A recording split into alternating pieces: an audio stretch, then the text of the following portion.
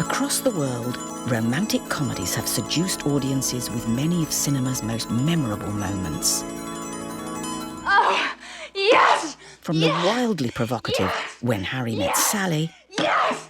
Yes! Romantic comedy is a very hard thing to get right. And when you do get it right, it feels so good. I say a little prayer for you. To the madly inventive My Best Friend's Wedding. There really never has been anything like that. It set the standard. It broke the mold. And the outrageously hairy Is that a hair gel? There's Something About Mary. Yeah. Great. I could use No. When her hair was standing straight up, the further we went, the funnier it was. What? Offering pretty modern fantasies for men and women. She is the world's most unlikely prostitute, clearly. They've got what it takes to make you laugh and cry. I remember seeing the title and thinking, I bet I'm the funeral. And I was. And when they get it right, they can strike gold. We were the highest grossing independent movie of that year. It was in theaters for 11 months. Behind the scenes, a transatlantic battle has been raging for global rom-com supremacy. Hi, we've got precisely 30 seconds to make this little trailer for a new comedy called Four Weddings and a Funeral. It was the first good script I'd ever been sent. It's pretty funny, isn't it, Andy? Oh, yeah. I didn't want the lead to be so handsome and prototypically posh. With British success stories travelling the globe. I do think the Brits are best at it. In a year which sees rom-com royalty back on the big screen, this is the untold story of the finest romantic comedies known to humanity.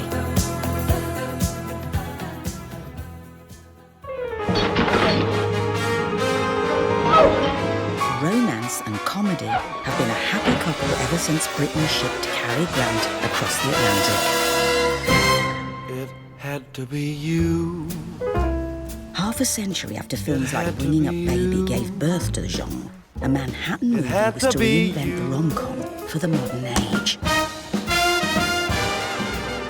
I'd like the pie heated, and I don't want the ice cream on top. I want it on the side, and I'd like strawberry instead of vanilla if you have it. If not, then no ice cream, just whipped cream, but only if it's real. If it's out of a can, then nothing. I'm particularly obsessed by Meg Ryan and When Harry Met Sally. What? Nothing. She pulled off that thing of thinking, this is somebody I might know, but how absolutely dreamy to be in love with that person, but how annoying. What? I really loved how uptight Sally was. I just loved it. I just loved how the ordering thing and how, you know, her hair. Do I have something on my face? You're a very attractive person. I just loved her. She's so odd. She's just odd. The movie follows Harry and Sally for over a decade as they debate one very hot topic. Men and women can't be friends because the sex part always gets in the way. That kind of arguing is funny. I've always enjoyed looking at people argue, but not really, you know? That's not true. I have a number of men friends, and there is no sex involved. No, you don't. Yes, I do. No, you don't. Yes, I do. You only think you do. They got to argue in a way that felt substantial and fun. You're saying I'm having sex with these men without my knowledge? The audience knows they're perfect together, and they just don't, right? Well, I guess we're not going to be friends then. Guess not. I think when characters are perfect together in a movie, they speak in the same rhythm and with the same degree of intelligence in their language. You know, the first time we met, I really didn't like you that much. I didn't like you. Yeah, you did. You were just so uptight then. You're much softer now. You know, I hate that kind of remark. It sounds like a compliment, but really it's an insult. It's what they don't know that you know, as the audience going, oh, God. I love knowing what they don't know, and I like them playing it out in front of me. They're perfect together. Come on. Snap out of it. Harry, goodbye. Okay. Harry and Sally never fully connect until one timeless scene helps sex get in the way. I'll just stop walking. I'll let you go ahead. Rob Reiner, the director, asked Nora Ephron, the screenwriter, is there something that women know that men don't about male and female relationships? And she famously said to him, well, we sometimes fake orgasms, and Reiner kind of refused to believe it. Oh. It was Meg's idea to actually act out the orgasm. Are you okay? Oh. Originally, it was written that she'd tell Harry that this is something that women did. But the innovation really, I don't know, it just came to me that she should just do it. Oh, God. Oh, yeah, right there. Oh. On the day, on the set, Robert gave me some noises and things like that. Yes! Yes! Yes! And he definitely pushed it to certain levels. Yes! Oh! Oh, yes! His mom was on the set. Yes! Yes! Yes! Awkward. Awkward moment. I'll have what she's having. That is my mother saying that line. So the tough part was not only directing Meg to have an orgasm in front of the crew, but my mother sitting there listening while I'm going, now Meg, when you got to go, oh God, and you have to pound the table and do all that. That was a little bit nerve-wracking. She's basically saying to him, I'm going to prove you wrong. Lots of women have faked it with you. And then she does that, and it shifts their dynamic in such a subtle but brilliant way that then it all leads towards them actually getting together. Sex does get in the way for a while, but not forever. I love that you get cold when it's 71 degrees out. I love that it takes you an hour and a half to order a sandwich. I love that you get a little crinkle above your nose when you're looking at me like I'm nuts. All the things he was criticizing about her become the very things he cherishes in her. That is just like you, Harry. You say things like that and you make it impossible for me to hate you. And I hate you, Harry. I really hate you. The movie's really saying, yeah, men and women will never be the same creature, but if we can appreciate the differences instead of just, being in conflict, there's hope. 3 months later, we got married. Yeah, it only took 3 months. 12 years and 3 months. Over 3,000 miles away from the Big Apple, England was dreaming of a Harry and Sally-style hit. Comedians Emma Thompson... Teddy can't read them because he's plastic. Rowan Atkinson... Pathetic! And writer Richard Curtis teamed up with Working Title, an ambitious young company built up in the fledgling music video industry, and decided to take on Hollywood by having a pop at making a rom-com. We financed the movie through an ITV company, London Weekend, and we put Mel Smith on it to direct. It was Emma Thompson's first movie. Director Mel Smith was one of the biggest cheeses in British comedy. Hello. And he had lofty ambitions. There were about 3 English actors who I wanted, and Mel didn't want them. I wrote him a petulant note saying, well, if we can't have da-da-da, da-da-da, da-da-da, who should play it, then, I suppose I'd be happy with Jeff Goldblum. And he took me at my word. I'm afraid! Don't be afraid. No, be afraid. So they cast Be the very tall, afraid. dark, handsome inside from Hollywood horror shocker, The Fly. Could scary Jeff and quirky Emma set pulses racing? What I really want to know is, what's your name? Kate. Lemon. Sorry, name. No, not at all. It could have been worse. It could have been called Hitler or Tampon or something. It's about a guy who lived in a flat in Camden and his loves and his life, basically. Sort it out before I suck you and hire a lobotomized monkey to play your role, okay? There was great moments, great sequences in it. The sex scene with Emma and Jeff, very memorable. The sex scene was entirely Mel. I think I didn't even turn up that day. I thought it was a disgraceful mistake. The sex was played for laughs, and so was the film's longest sequence, a musical of The Elephant Man. When you're there shooting it, you think, oh, this is going to be fantastic. And of course, it's just a bit of nonsense. Well, I think what I learnt from the tour guide probably was that for the kind of films that I was writing, that a sort of realistic style of shooting and casting was probably better. The film was a little bit patchy. The truth is, although Goldblum was very, very good in the movie, is that one needed to find somebody who could really say the Richard words in a particular way, and that somebody really, really, really had to be British. I've learned my lesson completely, totally, utterly. Okay, then. The tall guy's run in cinemas was quite short. Welcome to the Hotel California. A year after the blockbusting success of When Harry Met Sally, Hollywood further upped the rom-com ante with a fiendishly beguiling fairy tale of billionaire meets prostitute. No, I want to find Beverly Hills. Can you give me directions?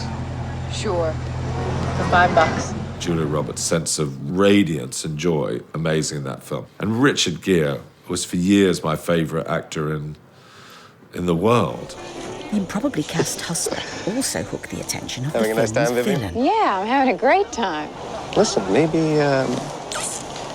you and I could get together sometime after Edward leaves. Yeah, sure. Why not? She is the world's most unlikely prostitute. There is no reason to believe, as played by Julia, that this girl would ever have wound up on the streets. Roberts may have been more of a catwalker than a streetwalker, but she could clod hop like a trucker. The amazing thing is that Julia could play both sides of that coin. She's never not a pretty girl, ever. But, you know, she's from Smyrna, Georgia. When she's walking in high heels, she has a little bit of a truck driver gait to her. She's not dainty and delicate. You're late. You're stunning. You're forgiven. She's just got an amazing on-screen appeal, which is, one of those things that are mysterious, really. She makes you believe that a normal girl can have this amazing, crazy life. She brought that spirit that made what would otherwise have seemed in many other hands implausible, completely believable.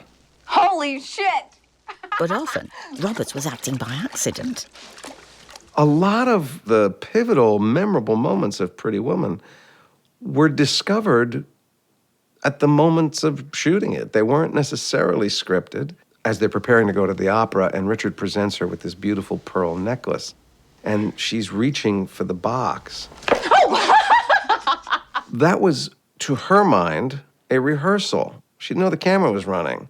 Pretty Woman was just a film where they seemed to have sliced away all the bad, boring bits and just left in the memorable scenes. The transformation of Vivian is one of the fantasy fulfillments for the female audience that came to watch that movie. When she walks back resplendent, elegant, beautiful, it's all told in the most perfect reaction shot ever from the manager, who just can't believe what he's witnessing. A hooker in LA, the last person that you would expect to end up with a happily ever after fairy tale ending, she gets it. How was your day, dear? But the original ending was anything but happy. Nice tie. In my view, it was always going to be a dark, edgy, under $10 million indie film because it had such brilliant characters and such a powerful storyline. The first script for Pretty Woman that I saw was called 3000 and referred to the amount of money that he gives her to stay with him for a week. And it had some things that were very, very different. For instance, they didn't end up together at the end. And there was a more realistic portrayal of what a life of a prostitute might be like.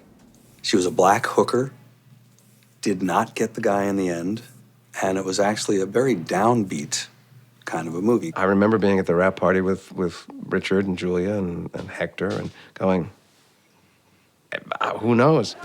And then we heard, well, they're changing the name to Pretty Woman because they got the song, and I went, oh, well, now it's just a piece, it's just a turd. Now it's no good at all. In fact, Pretty Woman took a handsome $463 million worldwide, and it is still the highest-grossing romantic comedy of all time. But Hollywood would soon be turning rom-com convention head over heels. Julia's got such charisma. Honestly, I think she could have pulled out a gun and shot Cameron Diaz, and the audience would have still tried to forgive her. And Britain would find a heavyweight hero. He grounded what would otherwise have been an impossible souffle and gave it some bottom.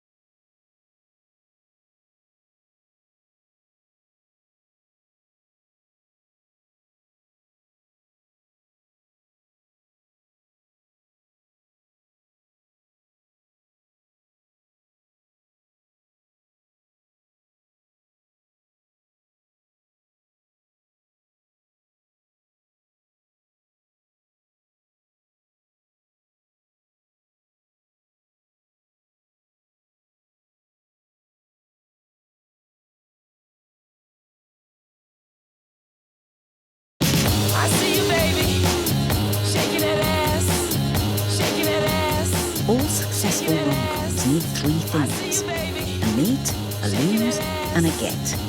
And the meet has to be cute.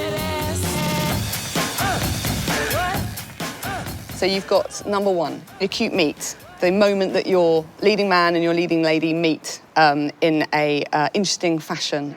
And the reason that you want it to be cute is because you want it to be memorable. In the wildly zany Some Like It Hot, the heroes meet Marilyn Monroe while on the run in drag. I'm terribly sorry. It's okay, I was scared it was Sweet Sue. You won't tell anybody, will you? In the groundbreaking Groundhog Day, the ill-matched couple meet over and over again in a time loop. It's always February 2nd. And there's nothing I can do about it.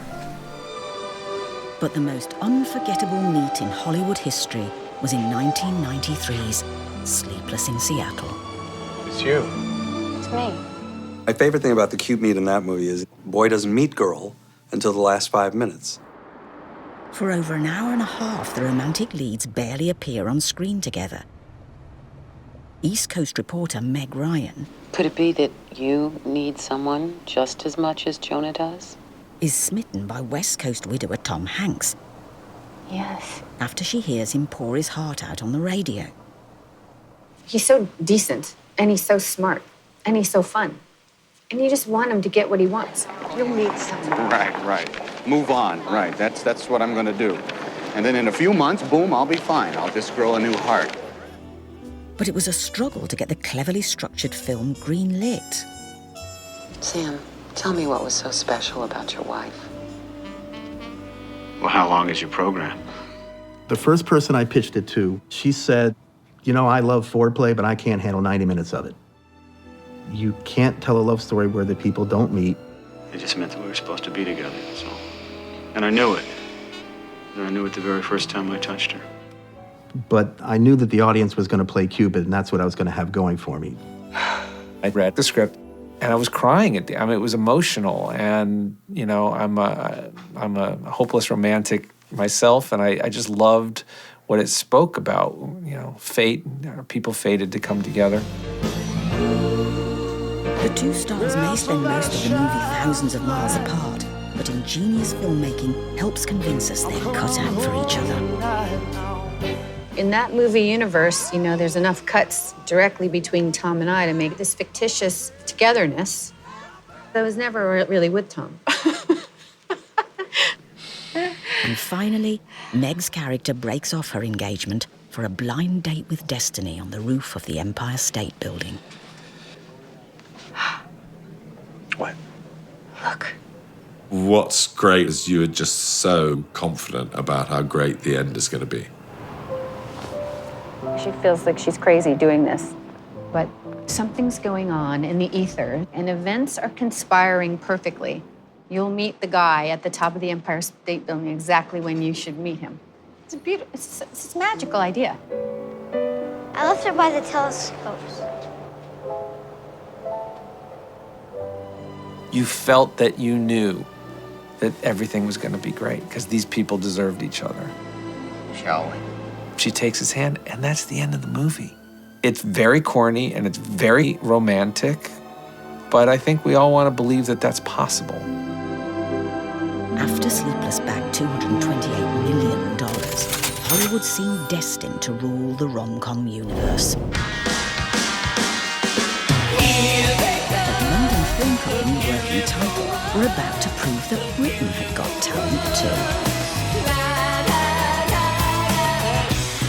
For 1994's Four Weddings and a Funeral, Tall Guy writer Richard Curtis teamed up with kids' TV producer Duncan Kenworthy.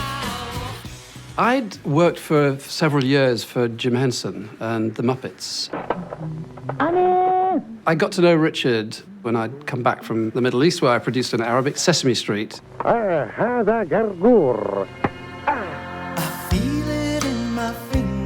They won over American beauty Andie MacDowell and scoured England for an actor able to bring Curtis's stumbling charmer to life. Hi, we've got precisely 30 seconds to make this little trailer for a new comedy called Four Weddings and a Funeral, which I was lucky enough to be in with the fabulous Andie MacDowell. Hi. Early trailers traded on Hugh Grant's obscurity. Hugh's career had been a bit hit and miss, but he was about to strike gold. I couldn't hear the character because he seemed to be sort of diffident and at the same time quite witty and sharp, which was a strange combination, I thought. And then when I met Richard, I got it because I realized he'd really written himself. The irony being that Richard didn't want Hugh. Oh, fuck! 71 people didn't get it right, and then Hugh did.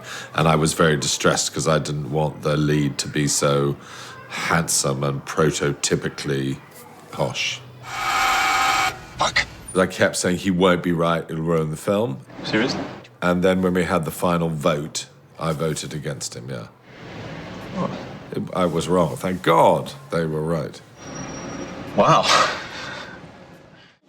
Grant channels Curtis with heroic awkwardness as his bumbling bachelor stumbles wittily through reception after reception. Oh, hello.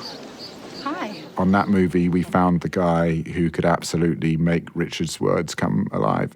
So, John, how's that gorgeous girlfriend of yours? She's no longer my girlfriend. Ah, dear. His timing is just immaculate. Still, I wouldn't get too gloomy about it. Rumour has it she never stopped bonking old Toby Delisle just in case you didn't work out. She is now my wife. And he's very good looking and he's very romantic. Well, I think that's probably a bit of an exaggeration, isn't it, Mark? In terms of being the perfect male lead for a romantic film, we'd found him. How'd you do? My name's Charles. Don't be ridiculous. Charles died 20 years ago.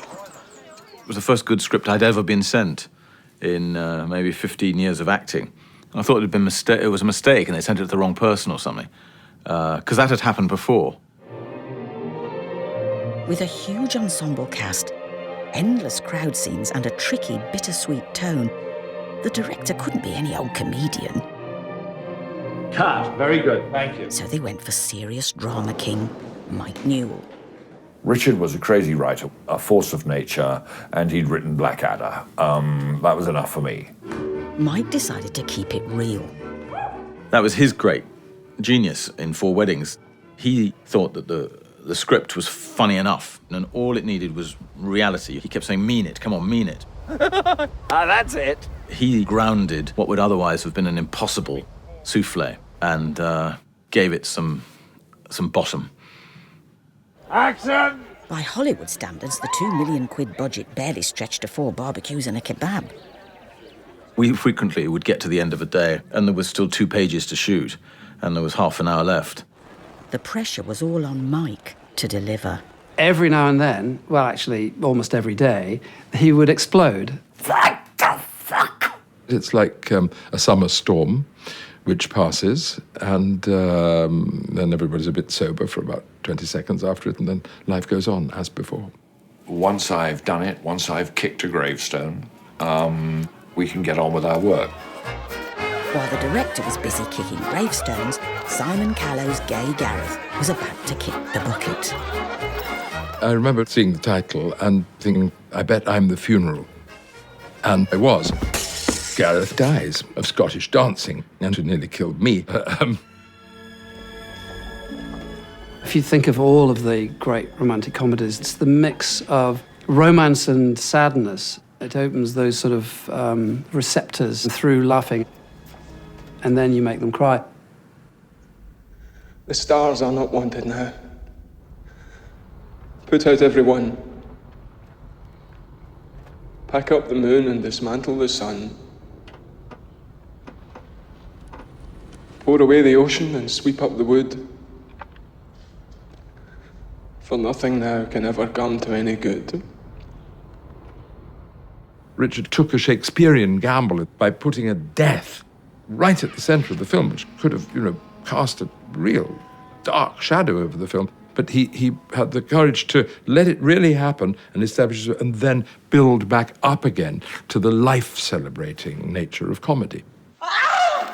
Hugh wasn't anticipating a hit. I dreaded the film coming out. I thought, I'm going to have to emigrate to Peru because it doesn't work, it's embarrassing. I can't bear to think about it.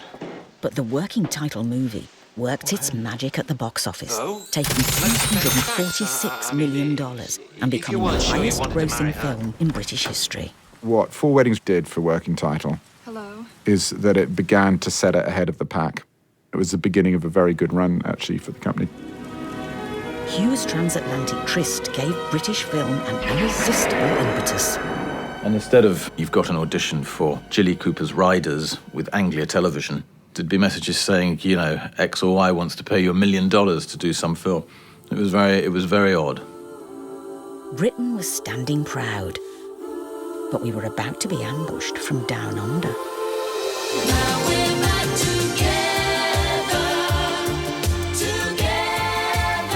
Australia had wooed the world with soaked-up lovers Kylie and Jason.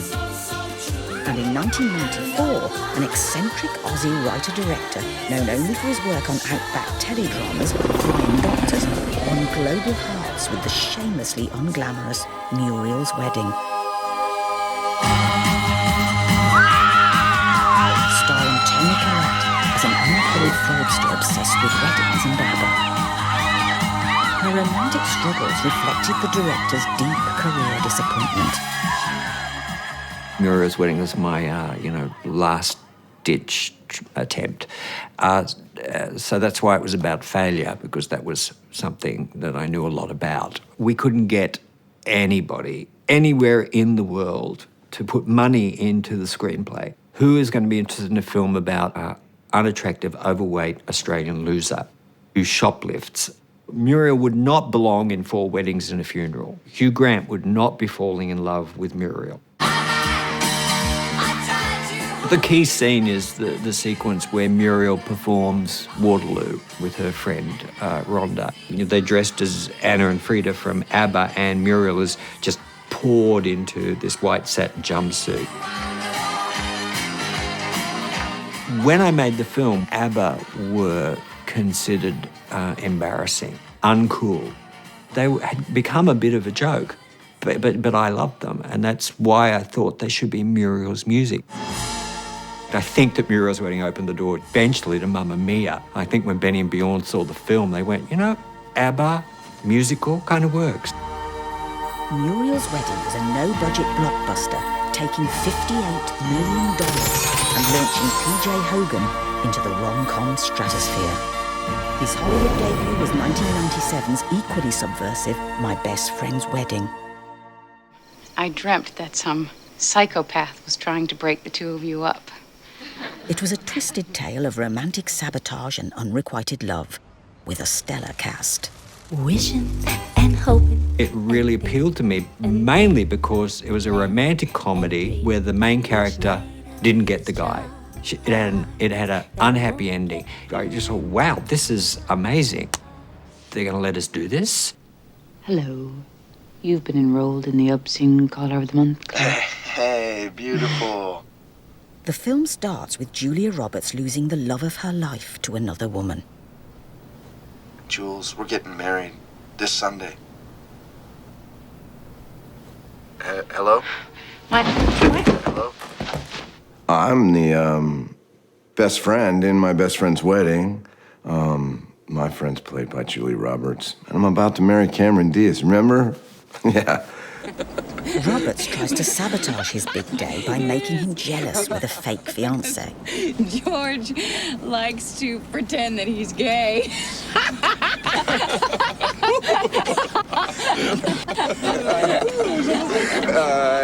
Why would you do that?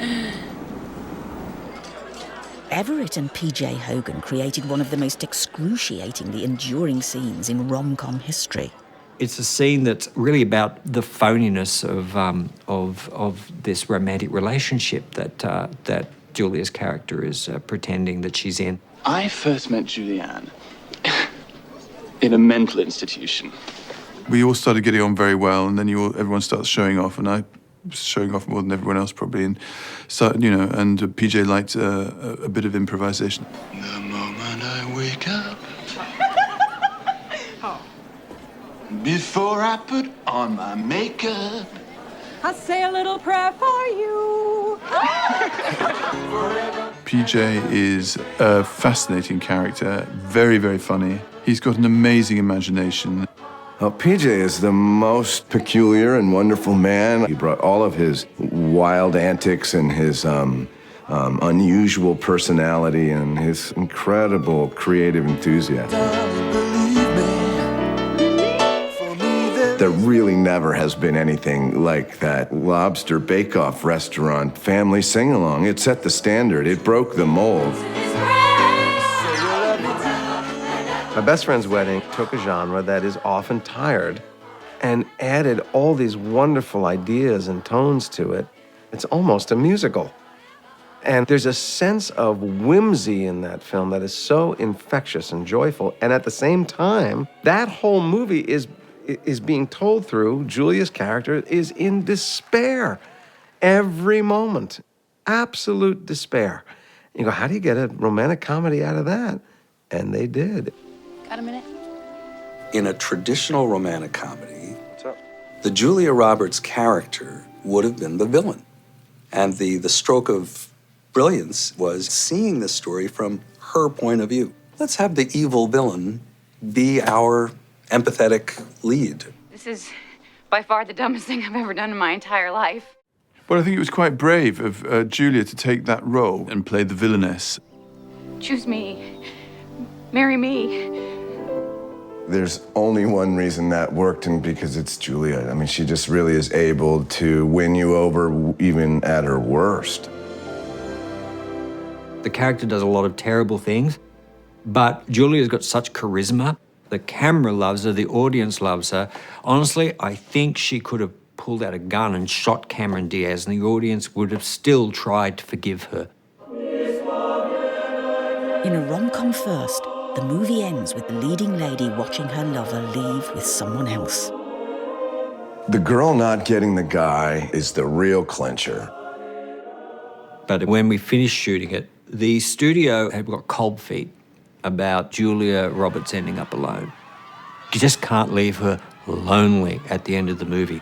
And we had a disastrous first preview where the audience just told us how wrong we were.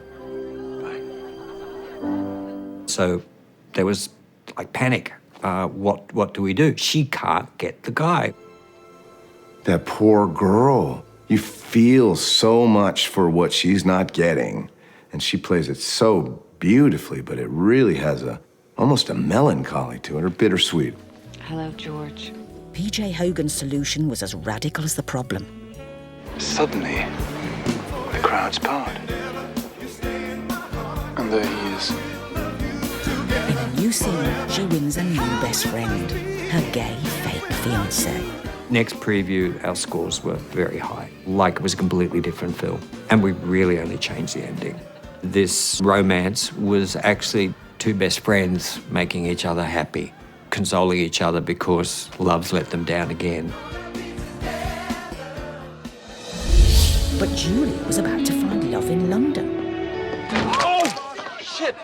Bugger! My intention on Notting Hill was that Hugh should not play it again.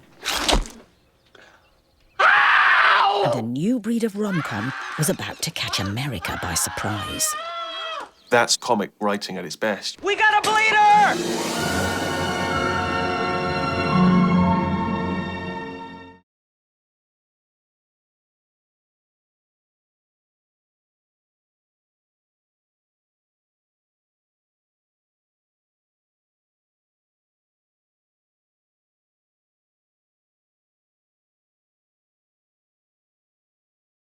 It's all just a little bit of history repeating. To make an appealing rom-com, an essential ingredient is the lose, and it should be served with a healthy measure of pain. The formula for a good romantic comedy is to make both hero and heroine suffer as much as possible and then reward them in the end. What could be better? In the enduring post-war classic I Was a Male War Bride, Climbing in a nice young lady's room? Cary Grant loses his balance and risks breaking more than his heart. And in 2015's wonderfully messy Man Up, Lake Bell loses her date after suffering a humiliating bathroom incident. We said no time. We said no. Hey! Jessica? Oh, yeah. Oh, hey, man. Jack. You've been gone a while, so I thought I'd just come and find you.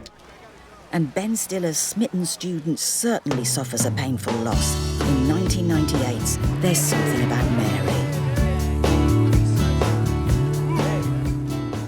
One of the problems with a romantic comedy is that the formula is generally understood by the public, you know? Boy meets girl, boy loses girl, boy tries to win girl back. Her name was Mary. She moved to our little Rhode Island town from Minnesota 2 years earlier. The trick is to be different and do these things in ways that are kind of fresh, but still accomplish that thing where the audience walks away happy. Still unlikely hero somehow manages to pull Cameron Diaz, but he can't pull his own trouser zip.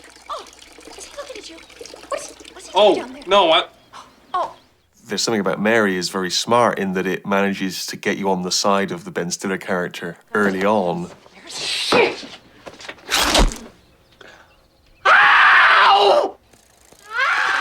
The agony of that and the hilarity of it being while on a date with a young Cameron Diaz. It's just like pulling off a Band-Aid. That's comic writing at its best. A one. Where it's not just funny, it's sort of unwittingly conditioning the audience for what's going to happen later in the film. And, We got a bleeder! Keep the pressure on. Keep it on. The stuff they did with the zipper and the hair gel, and I mean, that was really groundbreaking. We'd totally take that for granted now. Is that a hair gel? Yeah. Great. I can use No, you don't have to. You don't. I just ran out. She did get a little nervous. And she said, guys, I know I said I'd do it, but I'm getting scared, and I don't know if, you know, she was afraid it was going to ruin her career. We did shoot in varying degrees of severity. The further we went, when her hair was standing straight up, it was funnier. We did some where the hair was just a little bit down, and the less you did it, the more you'd get that, ugh. But the further you go, the funnier it was. It was a movie filled with bodily fluids and very graphic stuff and all that, and at the end was ultimately very, very sweet. I just want you to be happy, Mary. That was the start of another genre of romantic comedy. Mary tugged heartstrings and funny bones to the tune of $370 million. But across the Atlantic, Working Title were about to unleash a new Richard Curtis rom-com onto the streets of West London. Ain't no sunshine when she's gone. Notting Hill's budget was more than 10 times bigger than Four Weddings, and so was the anxiety. I went to see There's Something About Mary, which I just thought was utterly breathtakingly wonderful, profoundly tasteless and funny and touching, and I thought, this is where it's all going to go. It's going to go off in the direction of Farrelly Brothers. And I thought, my goodness, are we just a thing of the past? This is work, by the way, my little travel bookshop. Morning, Margaret. My intention on Notting Hill was that Hugh should not play it again, because we thought how amazing it would be to have an actor you'd never seen before and Julia Roberts. No. Yeah? No. It would be exciting, though, wouldn't it, if someone famous came into the shop? But after we saw about 4 people, we all thought, oh, you know, sod this for a lark. Let's just cast Hugh. Oh! Shit! Bugger! God! I'm so sorry. I'm so sorry. Thanks to that film. I just wander around the streets with open cups of coffee. It's very dangerous. I've scalded any number of women. I'm confident that in 5 minutes we can have you spick and span and back on the street again. In the non-prostitute sense, obviously. Come on in, I just... Hugh's Portobello Road book peddler melts the heart of Julia Roberts' billionaire film star. Right. Come in. It's, not quite as tidy as it normally is, I fear, but, I don't know that I've ever said it to Hugh, but to me, he always plays the girl's role. He's always on the back foot. He has to be wooed. He's sort of almost like a honey trap. The girls just come towards him and then... Would you like a cup of tea before you go? No. To get Julia signed up, who was the biggest film star in the world, it all was just perfect. Hi. Julia was such a gigantic megastar that it still felt like there was a disproportionate, and I mean, I still felt quite in awe in her presence. I'm also just a girl. Standing in front of a boy. Asking him to love her. It's very, very odd for British directors to work with American stars. They tend not to rehearse at all. And she refused to really play ball and mumbled all her lines, which I now realize is what all Americans do in rehearsal. They wait until there's film in the camera, and then it all happens, and that way they stay completely fresh. Hugh works at a totally different rhythm. He worries away at scenes, at lines, even at words. He'll want to go a million times because it suits his wonderfully conscientious neurosis, if you like, to be best, to be perfect. The acting styles may not have been a perfect match, but the characters were. Notting Hill has that fairy tale aspect that Pretty Woman had. It's obviously nonsense, and yet completely charming. Notting Hill not only proved that Hugh could hold his own with the biggest star in the world, its $363 million box office established that working title were global players too. As the new millennium wiggled into view, tragic comic heroines hopped into the spotlight. Every British woman is Bridget in their heads. I'm Bridget. Oh, holy Jesus.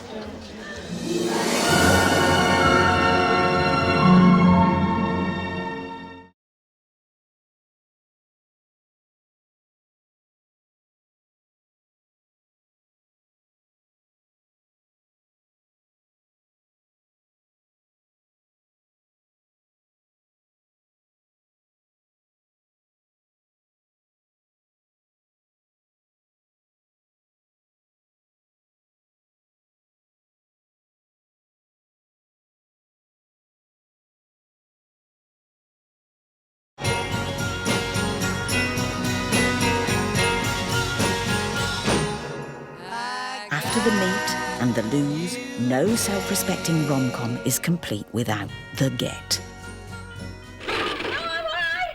And in a spectacularly screwy bringing up baby, Cary Grant gets the girl, but loses his fossil.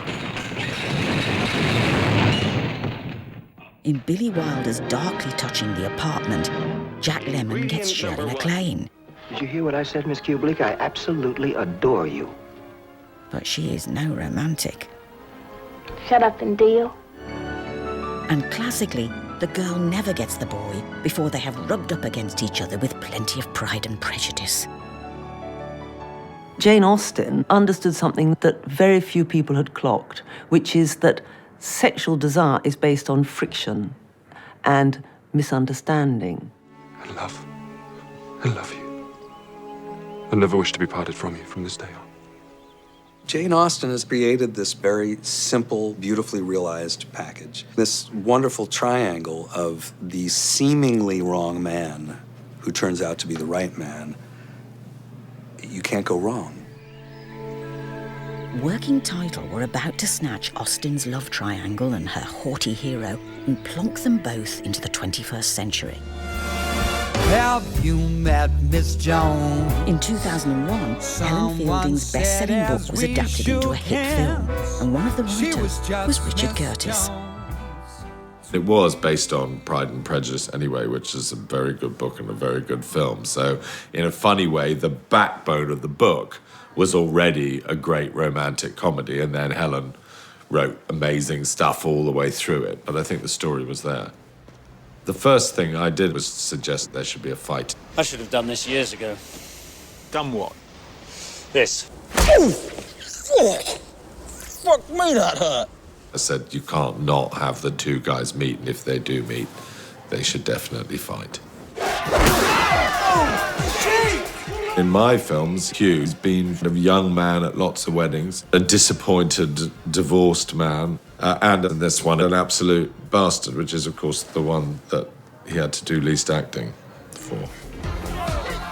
Whose side are we on? Mark's, obviously. Two unlikely adversaries competing for her, which makes it twice as delicious, of course, because Bridget Jones doesn't expect to get any men at this point in her life.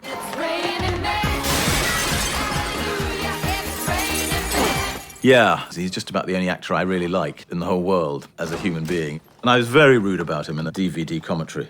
But the truth is, there's love. Thank you. Oi! Bridget sounded as British as Spotted Dick. Sorry, the mic's not working. But Renee Zellweger was as Texan as a chainsaw massacre. Oh my God, how amazing. Her English accent was so good, and she kept it up, not only when she was acting, but off camera as well, for the entire shoot. So when we got to the wrap party, and suddenly she was speaking Texan to me, I found her unconvincing. It was strange.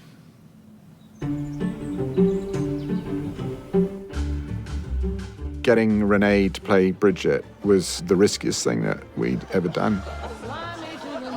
Oh, holy Jesus. But it also proved to be the genius move because she just embodied the part brilliantly and everybody in the audience fell in love with her. It was properly about something and it had proper darkness in it. You know, when she's singing All By Myself at the beginning of the film, you feel, oh my God, she is. She's all alone.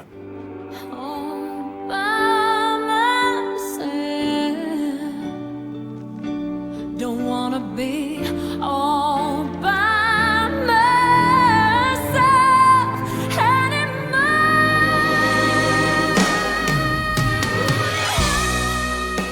It was very truthful about loneliness and about young women of that era. Every British woman is Bridget in their heads. I'm Bridget. To act and speak like a Brit, Renee had to play a real-life role in secret. Renee went undercover into a publishing company as an assistant in the publicity department, masquerading as my sister. And then an acquaintance of mine who was working there rang me up and said, Jonathan, would it be all right if I asked your sister out for a date? So I went, yeah, fine. So I rang Renee and I said, you've got to go for it. This is something you've got to do. You've got to stay in character. Major dilemma. If actually do by some terrible chance end up in Flagrante, surely these would be most attractive at crucial moment. However, chances of reaching crucial moment greatly increase by wearing these. Anyway, the date was not successful. And Renee rang me up furiously and said, that is the last date I'm going on your account. Fuck me, absolutely enormous pants. No, don't apologise. I like them. Hello, Mummy. Some of Bridget's dates may have been pants, but she did an Austin and bagged her Mr. Darcy. The fact that he went for someone who was quite ordinary and naughty and a little bit fat just gave hope to everybody. Bridget Jones's Diary took a chunky $282 million. Someone exactly like you. Bridget ruled, but a revolutionary French seductress was soon to rival her supremacy.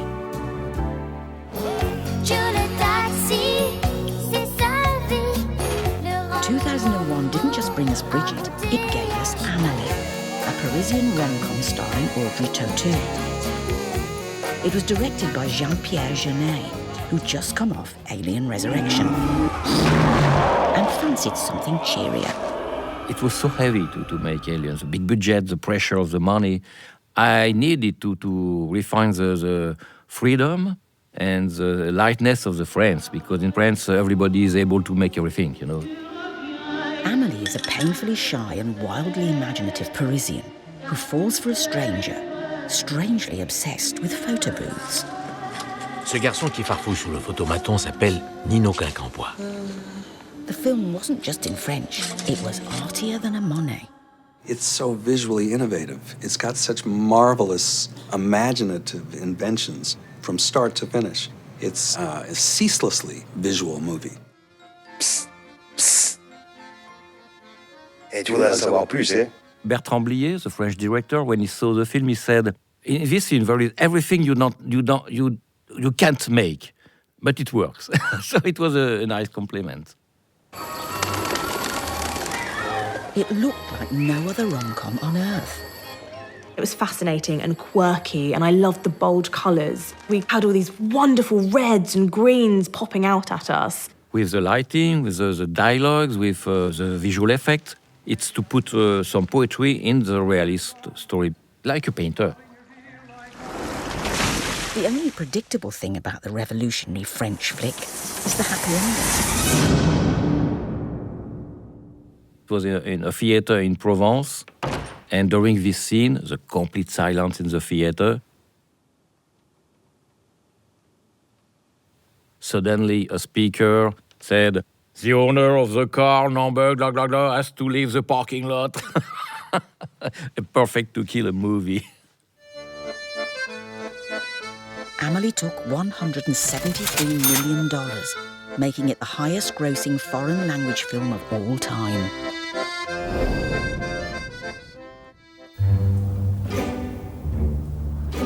Transatlantic rom-coms have been dominated by WASPs, white Anglo-Saxon Protestants. But in 2001, the genre at least started to reflect multiculturalism with My Big Fat Greek Wedding. It was based on a one-woman stage play by the film's little-known lead, Nia Vardalos. The story builds to a humongous Hellenic wedding after a charmingly chaotic culture clash. No one in my family has ever gone out with a non-Greek before. No one. Nia Vardalos, who wrote it and starred in it, put together a one-woman show called My Big Fat Greek Wedding at a small theater in Los Angeles. One day, she put an ad in the Los Angeles Times for $800, about the size of a postage stamp. And my wife, Rita, saw it. She came back raving about it. I went and saw it about a week later, and I said this thing was fantastic. And Rita pushed in order for us to see if there was a movie to be had. Here we go. So Tom called me and said, "You're doing the movie, Nia's writing it, Nia's starring in it, and you two are together, good luck." And now the rest is an insane type of history. I was conceptualizing it as a Valentine to immigrant America. I was watching that polar battle between the old school people who come from the old country and their young American children who want to break some of the traditions because they're now in America and they want to be American. He doesn't eat meat. What do you mean he don't eat no meat? Oh, that's okay. That's okay. I make lamb. Come. Come. If you look at the central relationship in that film, it's between a daughter and her family.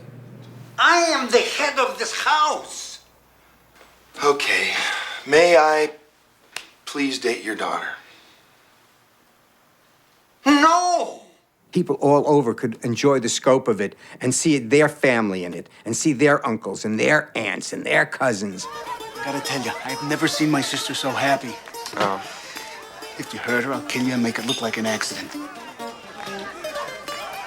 Hey, Jesus, look at your face. It's just a joke. It's just a joke. It came out of nowhere and made a shed load of money. And because it was so fucking charming, do you know what I mean? How do you say thank you in Greek? Ωραία βυζιά. Ωραία βυζιά. That's it, you got it. Ωραία βυζιά.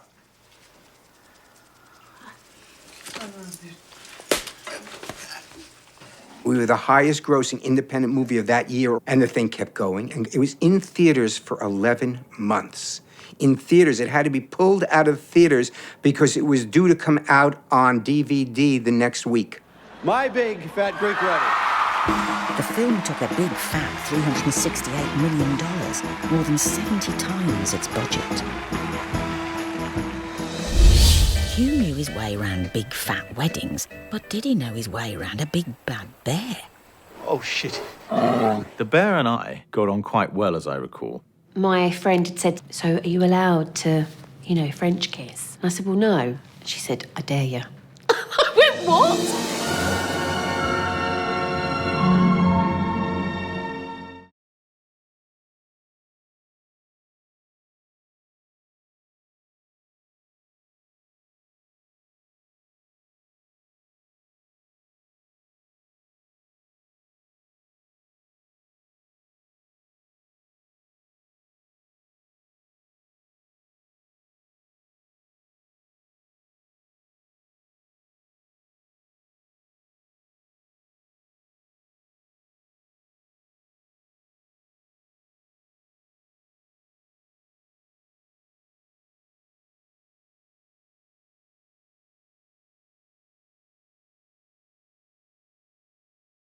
Ooh.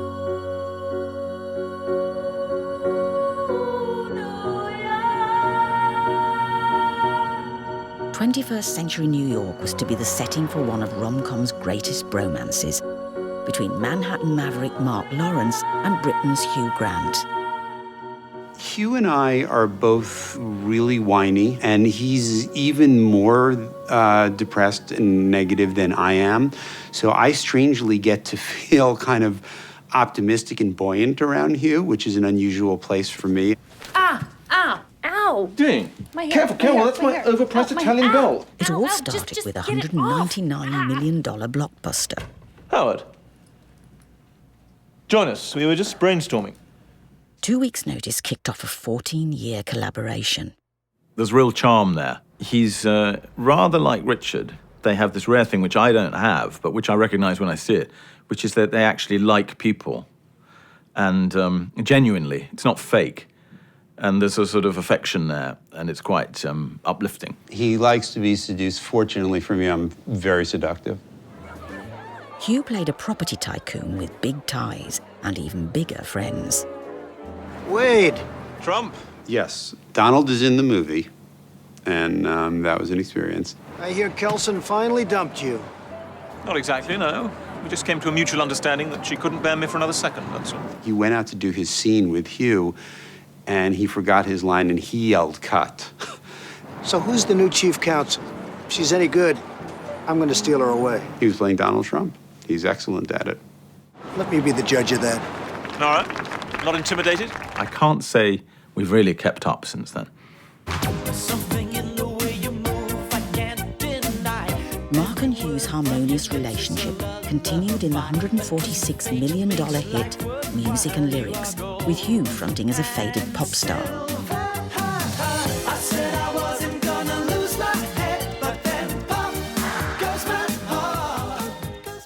He's still, I think, traumatized by the dancing in Music and Lyrics. I loved the idea of being a washed-up 80s pop star. That gave it a comic spin. But then I had to confront the business of actually singing live on stage, which is not at all me. I'm an angry middle-aged man from Hammersmith. Had nothing to dance about. In the end, I did all those performance scenes on a combination of temazepam, it's a tranquilizer, combined with a bit of whiskey from a 7-Up bottle that the makeup girl would sneak me. That was the only way I could do it, especially at 8 in the morning.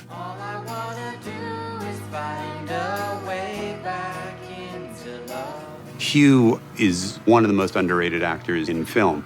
His range is huge, honestly, but people don't often recognize it as such because it doesn't translate to what people think of as a huge range. I'm playing the psychopathic murderer in one movie, and then the next film, I'm the kindly father of 2. Mark and Hugh's next collaboration, Did You Hear About the Morgans, proved a near-death experience. Paul, don't move. Sorry? There's a bear behind you. I thought there would be this whole sort of security system, like with guys with tranquilizer guns and whatever, and there wasn't. Oh, shit. If the bear decides, today I'm going to eat this British guy, it'll be, by the time anybody does anything, it'll probably be too late. Meryl. The bear and I got on quite well, as I recall. Nice to meet you. He was something of a prima donna and wouldn't come out of his trailer for a long time, which is a trait I share. He wanted to be absolutely sure he was right and in character. Oh my God, Paul, he's Don't scream, be soothing. Run! It says not to run. Run! I was very fond of that bear in the end. Okay, he's going. I didn't really respect him before that in all our years together, and then since, again, I've lost all the respect. For that moment, I thought he was the bravest man I'd ever seen. Hugh had braved Hollywood, but his most enduring triumph was back in Blighty. Working titles, Love Actually completed Hugh's hat-trick of Richard Curtis collaborations. Four Weddings and a Funeral was a romantic comedy by mistake. Then Notting Hill, I knew that I'd written a romantic comedy, so I thought I'd write one, and that was it. And then Love Actually was trying to go out the other end, say I can just pick the best 3 scenes from the next 10 films I'll write and put them all in one. I feel it in my fingers. the film juggles 10 love stories. From rock dinosaurs to 11-year-olds to Martine McCutcheon's Downing Street tea lady. I'd seen her a lot on EastEnders. I thought she was exactly the person I wanted to play it. And I remember with traditional imagination, I called the part Martine. And then we were just about to send it to her for a read-through. And we thought, oh, God, it's actually called Martine. And so we quickly changed it, change all, to Natalie. I never thought in a million years someone like that would be interested in what little me was up to. And I never felt posh enough to be part of that working title crowd. Hello, Natalie. Hello, David. I mean, sir. Shit, I can't believe I've just said that. And now I've gone and said shit. Twice. I'm so sorry, sir. Obviously, there was a massive part of me that was over the moon. And then the other part of me didn't know whether to be insulted or not, because I thought, hold on, I'm a little bit chubby. I've got Tourette's, basically. I can't stop swearing. Is this a good thing? I beg your pardon? He said no one's going to fancy a girl with thighs the size of big tree trunks. Not a nice guy, actually, in the end. Well, Martine was brilliant. She's just a natural in front of a camera and a useful grounding presence as well amongst all these sort of Oxbridge Ponces who make these films like me. It was good to have her around, sort of taking the piss, really. He was the posh to my bit of rough. Yeah. I'd made no secret of the fact that he was the dream guy for me to work with. And he has got the best bum in the business. He's got a great body. I don't mind admitting it. It was very difficult persuading Hugh to dance around number 10. He kept on putting it off. He argued about the song. He was afraid that I was going to make his character un-prime ministerial. You know what it's like. To dance at all, you've got to be quite drunk or by yourself in your pants in front of the mirror. The idea of having to do it stone cold sober in front of a film set was awful. And every time Richard said, I think we should rehearse the dance scene, I found a reason not to do it. Hugh wasn't just a dancer, he was a lover. My friend had said to me at the time, so are you allowed to, French kiss? And I said, well, no, not unless the director tells you to. You don't do that. She said, I dare you. I went, what? She went, I dare you. It's Hugh Grant. It's once in a lifetime.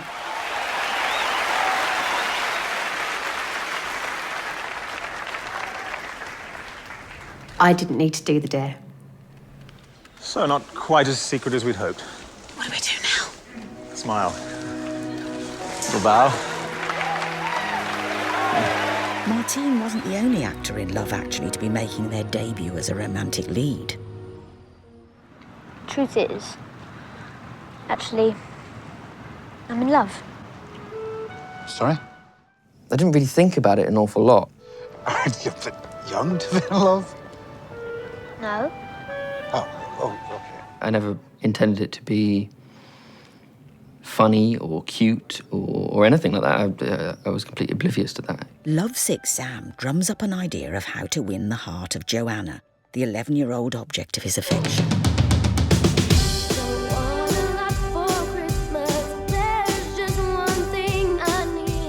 And my dad is a drummer, and he taught me. We had the drum kit set up in the basement of my granddad's house, and we just sat there and listened to Mariah Carey just over and over and over again. I feel sorry for my father, who was just trying to teach me a straight 4/4 beat. It was great fun, and I actually really enjoyed it. I don't think my grandparents usually liked it either.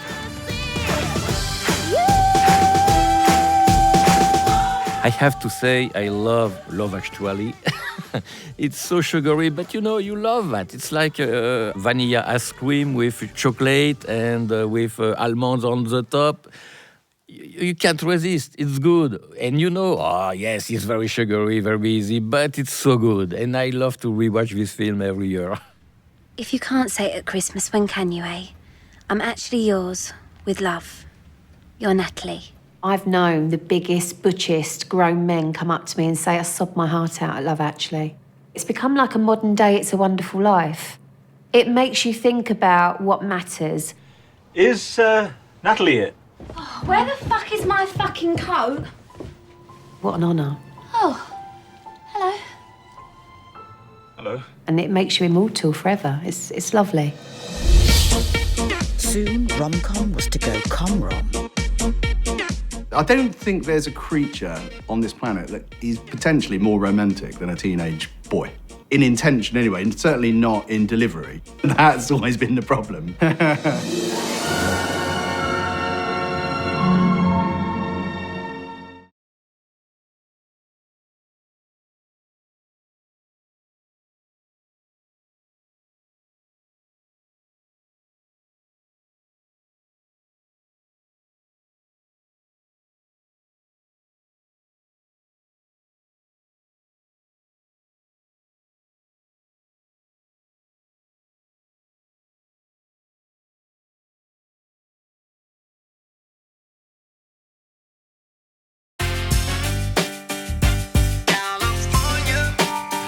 As the 21st century matured, many American rom-coms made a virtue of being immature.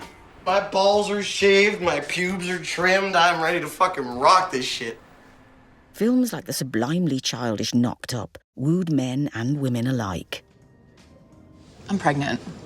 Fuck off. What? What?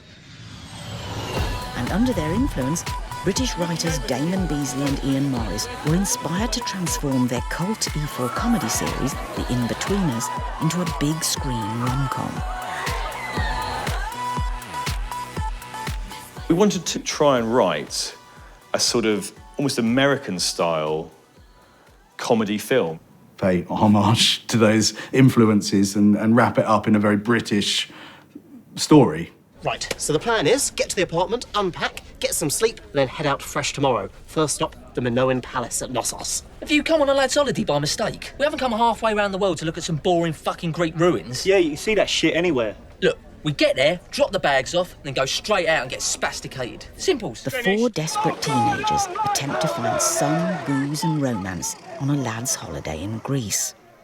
I don't think there's a creature on this planet that is potentially more romantic than a teenage boy. Hi, I'm Diamond. Simon! I'm Simon. In intention, anyway, and certainly not in delivery, because that's always been the problem. Stick with me, you'll be fine. Right then, Si. Looks like the holiday starts here. That dance scene has become quite iconic now. Blake is drama trained. Turns out he's quite a good dancer. Simon's doing some sort of weird pony trot thing at the back.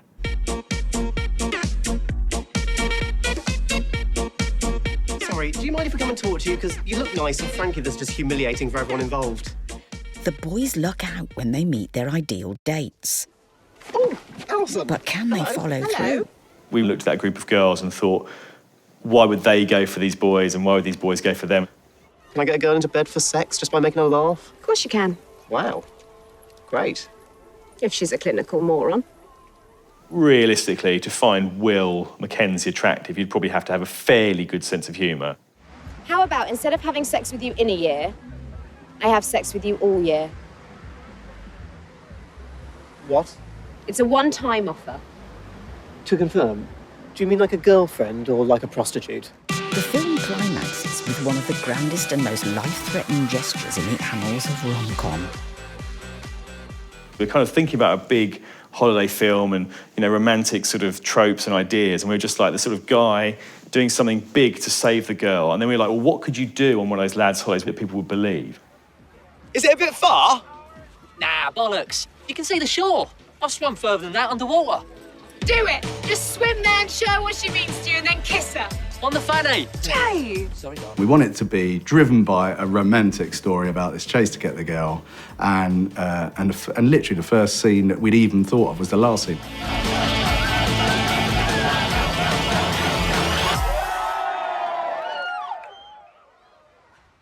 Guy who sort of dives off the party boat, swims back to shore, but gets his sort of judgment wrong in terms of distance and swimming capability and nearly dies, has to be rescued.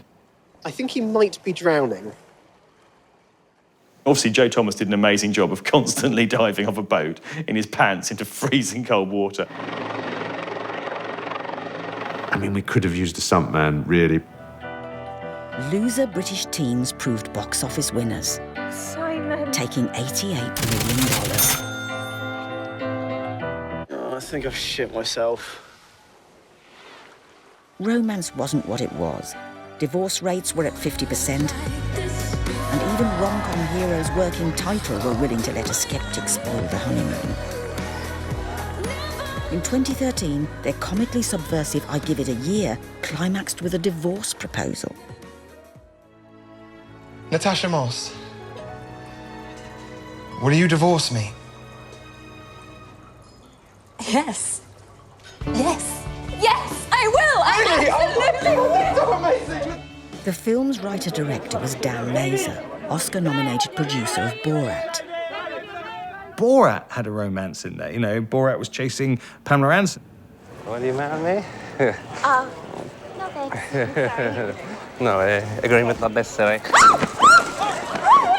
Dan's idea was to subvert the genre as much as he possibly could, and he did a pretty good job of it. I think, in actual fact, I think it's a funny film.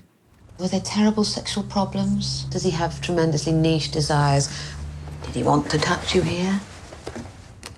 It's funny that he did it here, but actually it's probably a better film for the fact that he did it here because we knew all about the romantic comedy form. There's just something in our marriage that hasn't quite gelled. They are the citadel, if you like, of the romantic comedy. But they were very happy to sort of destroy it from the inside slightly. Just like 4 Weddings and a Funeral, it started with a wedding. But that's where the similarities ended. Fornication. I'll read that again. For an occasion like this, I want to make sure I keep up the traditions of being a best man. Apparently I need to get the groom to the church on time, tick. I need to remember the rings, did that. And I need to have sex with a bridesmaid. Whee. When you have a character that has no inhibitions, it's a joy. Nat's got it all. She's brilliantly clever, apparently really delivers in the bedroom. Like mother, like daughter, eh? You know what I'm talking about? No.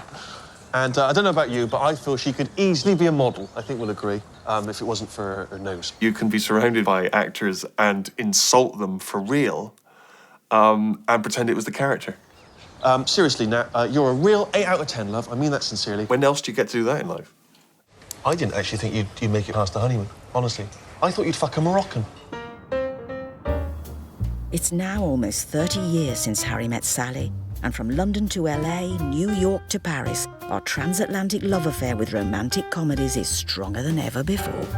Romantic comedy will never die because people will always be falling in love. I don't think anyone ever gets tired of the question of how did you meet and how did you wind up together? It's so simple, but when it gets right, it really feels good. It's such a sweet spot. It's very, very particular bullseye to hit. And when you do get it right, it feels so good. Some others I've seen might never be mean, might never be cross, tried to be boss, they wouldn't do. For nobody else gave me a thrill. Whether you're false, I love you still. Baby, it had to be you, wonderful you, had to be you.